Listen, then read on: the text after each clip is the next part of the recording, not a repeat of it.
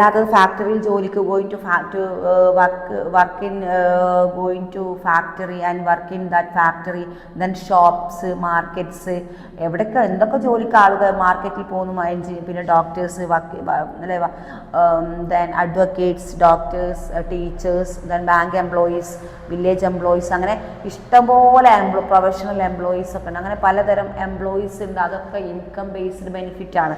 അതുകൊണ്ട് അതിനെന്തെന്ന് പറയുന്നു? Economic activities എന്ന് പറയുന്നു. നെക്സ്റ്റ് നമ്മൾ നേരത്തെ ഡിസ്കസ് ചെയ്തത് നോൺ എക്കണോമിക് ആക്ടിവിറ്റീസ് ആണ്. Next essential features of business. ഇതാണ് നമ്മളിവിടെ എഴുതിയത് essential features of business.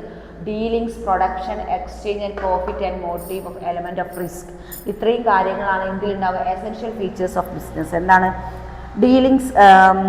Dealings in goods and services. Business deals to goods and, അതായത് ഡീലിങ്സ് എന്തിനുള്ള ഡീലിങ്സ് ആണ്? Dealings with goods and service. ഒരു ബിസിനസ് മുന്നോട്ട് പോകണമെങ്കിൽ എന്ത് വേണം? ഗുഡ്സ് ആൻഡ് സർവീസസ് നിർബന്ധമാണ്. Okay, goods and service. The goods may be consumer goods and sweet and bread, cloth, shoe, and other may be producers goods such a machinery, equipment which are used to produce further goods for consumption. Business also deals with service and transport. എന്തിനും കൂടി അടിസ്ഥാനപരമായിട്ടാണ് business മുന്നോട്ട് പോകുന്നത്? Transport, അല്ലേ? എന്താ transport? അതായത് നമ്മുടെ goods and services ഒരു സ്ഥലത്ത് തന്നെ വെച്ചുകൊണ്ടിരുന്നാൽ എന്താവുന്നില്ല? അതവിടെ ബിസിനസ് നടക്കുന്നില്ല. ആ ഗുഡ്സ് ആൻഡ് സർവീസസ് വേറൊരു സ്ഥലത്തേക്ക് കൊണ്ടുപോവുകയോ അല്ലെങ്കിൽ അത് എക്സ്ചേഞ്ച് ചെയ്യുകയോ അല്ലെങ്കിൽ അത് പ്രോഫിറ്റ് ഉണ്ടാക്കാൻ വേണ്ടിയിട്ട് എന്ത് ചെയ്യണം? കയറ്റുമതി ചെയ്യേണ്ടി, ഇറക്കുമതി, അങ്ങനെ ഒരു സ്ഥലത്ത് നിന്ന് മറ്റൊരു സ്ഥലത്തേക്ക് എന്തായാലും അത് മൂവ് ചെയ്യണം. That is business. അപ്പോഴേ എന്തുണ്ടാവുന്നുള്ളൂ? അവിടെ ആ ഒരു ചലനം ഉണ്ടാവുന്നുള്ളൂ, അല്ലേ? അതിനാണ് ട്രാൻസ്പോർട്ട്. അതിനെന്ത്? വാഹന ഗതാഗത സൗകര്യം വേണം, ട്രാൻസ്പോർട്ട് വേണം. അപ്പോൾ ബിസിനസ്സിന് നിർബന്ധമായ ഒരു ഘടകമാണ് transport. Okay, next warehousing and banking, insurance which are ഇനിഷ്യബിൾ ടു ഇൻവിസിബിൾ ഗുഡ്സ്. എന്താണെങ്കിലും ഒരു ഗുഡ്സ് എങ്ങനെയാണെങ്കിലും അത് മൂവ് ചെയ്യണമെങ്കിൽ ട്രാൻസ്പോർട്ട് നിർബന്ധമാണ്. Next production or exchange. Production or exchange. പിന്നെ പ്രൊഡക്ഷൻ ഇല്ലാതെ ഗുഡ്സ് ആൻഡ് സർവീസസ് ഉണ്ടാകത്തില്ലല്ലോ. നമുക്കറിയാം പ്രൊഡക്ഷൻ, ഗുഡ്സ് ആൻഡ് സർവീസസ്, അതായത് കമ്മോഡിറ്റി ഓഫ് ഗുഡ്സിലെ നമ്മുടെ സാധന സേവന വസ്തുക്കൾ ഉണ്ടാവണമെങ്കിൽ എന്ത് വേണം?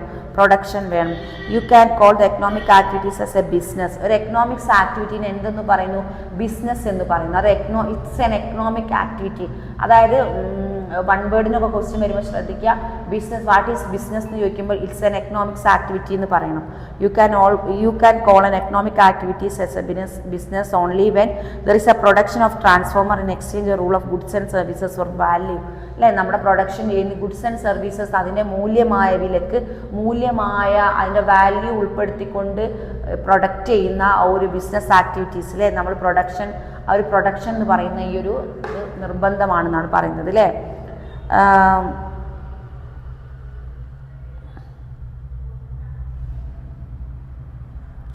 You can all economics activity and the production, transfer, exchange or sale, exchange the sales and goods and services. Exchange, sale and goods and services in എന്താണ്? പ്രൊഡക്ഷൻ വേണം.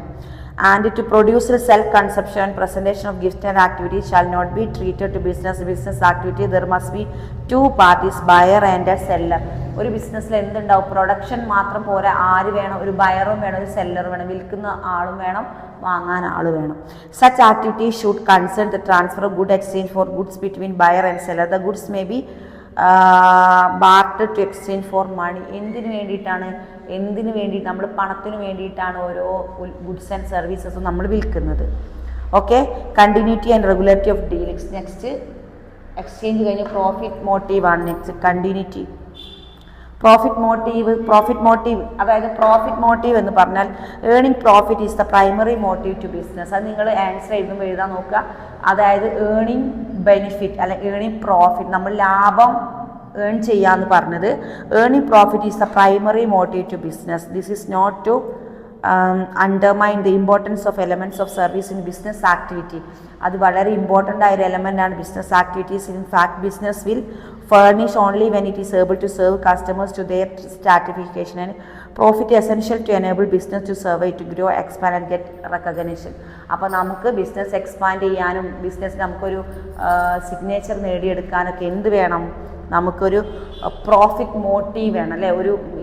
ഇങ്ങനെ ലാഭം ഭാവിയിലേക്ക് ഇത് എന്തുകൊണ്ടൊക്കെ ഇതെങ്ങനെയൊക്കെ വിൽക്കാം, നമ്മുടെ ബിസിനസ് കൊണ്ട് ഇവിടെ ആർക്കൊക്കെയാണ് അതിലേക്ക് ഇമ്പോർട്ടൻ്റ് റോൾ കൊടുക്കാൻ പറ്റും, ഇത് എങ്ങനെയൊക്കെ ഇതിൻ്റെ ഡീലിങ്സ് നടത്താൻ പറ്റും എന്നൊക്കെയുള്ള ഓരോരോ കാഴ്ചപ്പാടുകളും ഒരു മനസ്സിലൊരു എന്താ പറയുക, നമുക്കൊരു അണ്ടർസ്റ്റാൻഡിങ് ഉണ്ടാവും, ഇതിങ്ങനെ പോകാൻ പറ്റും ചില ബിസിനസ്സിൽ അല്ലേ. കണ്ടമാനം ഇൻവെസ്റ്റ്മെൻറ്റ് ചെയ്യാതെ അത്യാവശ്യം ഇൻവെസ്റ്റ്മെൻറ്റ് ചെയ്ത് അത് വിറ്റിട്ട് വേണം വീണ്ടും അതിൻ്റെ ലാഭം കൊണ്ട് വീണ്ടും ബിസിനസ് ചെയ്ത് അങ്ങനെ റോളിങ് ചെയ്ത് അങ്ങനെ കുറേ എക്കണോമിക്കലി കുറേ കാര്യങ്ങൾ മോട്ടീവ്സ് മുന്നോട്ട് നമുക്ക് ഉണ്ടെങ്കിൽ എന്തുണ്ടാക്കാൻ പറ്റും, ബിസിനസ് മുന്നോട്ട് പോകാൻ പറ്റും. അതിനാണ് പ്രോഫിറ്റ് മോട്ടീവ് എന്ന് പറയുന്നത്. നെക്സ്റ്റ് എലമെൻറ്റ് ഓഫ് റിസ്ക് നിർബന്ധമാണ്. നമ്മൾ എന്തെടുക്കണം, റിസ്ക് എടുക്കണം. അതായത് ക്യാഷ് ഒക്കെ ആദ്യം ഇറക്കുന്നൊക്കെ റിസ്ക്കാണ്. പേയ്മെൻറ്റ് മണി ഫോർ എന്തിന്, ഇൻവെസ്റ്റ്മെൻറ്റ് അല്ലേ.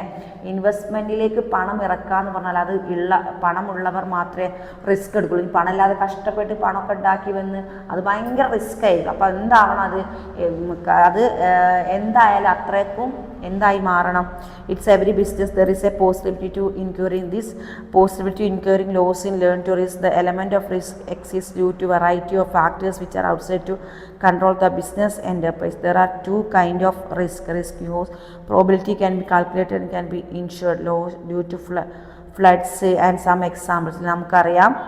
എന്ത് എലമെൻറ്റ് ഓഫ് റിസ്ക്, അതായത് എക്സാമ്പിൾ ഇപ്പോൾ ഒരു ഗവൺമെൻറ് നമ്മളെ രാജ്യം അല്ലെങ്കിൽ നമ്മുടെ സംസ്ഥാനം, രാജ്യം ഇന്ത്യയിലേക്കല്ല നമ്മുടെ സ്റ്റേറ്റിലേക്ക് പോകും. കേരള ഗവൺമെൻറ് കേരളത്തിൽ എന്തെങ്കിലും ഭരിച്ചുകൊണ്ടിരിക്കുമ്പോൾ ഗവൺമെൻറ് നോർമലി എക്കണോമിക്സ് നമുക്കറിയാം, ധനകാര്യമന്ത്രിയിലെ പല ധനങ്ങളും പല ഇൻഷുറൻസ് ആയിട്ടും ആളുകൾക്ക് പിന്നെ എന്തായിട്ടും ആളുകൾക്ക് ഇൻഷുറൻസ് പോളിസിയിലോ അല്ലെങ്കിൽ അവർക്ക് പെൻഷനായിട്ടും വിധവാ പെൻഷനും പലതരം കർഷക തൊഴിലാളി പെൻഷനും അങ്ങനെ പലതരം പെൻഷൻ കൊടുക്കുമ്പോൾ അതെല്ലാം എന്ത് ചെയ്യണം, അവർക്ക് കറക്റ്റാക്കി എല്ലാവർക്കും ഒരേപോലെ, അതൊക്കെ ഭയങ്കര റിസ്ക് ആയിട്ട് അവരെടുത്ത് പലർക്കും ഡിവൈഡ് ചെയ്ത് വരികയാണ്.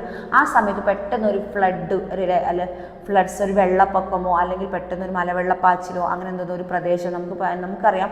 നമ്മളിപ്പോൾ അപ്ഡേറ്റ്സ് ആയിട്ട് കാണുന്നത് എന്താണ്, വയനാട് പെട്ടെന്നൊരു പ്രശ്നങ്ങൾ വന്നു അല്ലേ, മഴ വന്നപ്പോൾ എന്ത് ചെയ്തൊരു പ്രദേശം മുഴുവൻ ഒളിച്ചു പോയി അല്ലേ. അതായത് മണ്ണിടിച്ചിലും വന്നു. എന്തായി, ഒരു ജനയുടെ പ്രദേശമാകെ ഒലിച്ചു പോയൊരു സംഭവം നമ്മൾ കണ്ടു. അപ്പോൾ നമ്മുടെ ഗവൺമെൻറ്റിന് ഉണ്ടാകുന്ന എക്കണോമിക്കിലെ പ്രോബ്ലം എന്ത് ചെയ്യണം, അത് നമ്മൾ സോൾവ് ചെയ്യണമെങ്കിൽ അവർ എന്തെടുക്കണം, റിസ്ക് എടുക്കണം. ഓക്കെ, ഒബ്ജക്റ്റീവ് ഓഫ് ബിസിനസ്, അതായത് എന്താണ് risk is the very important in business.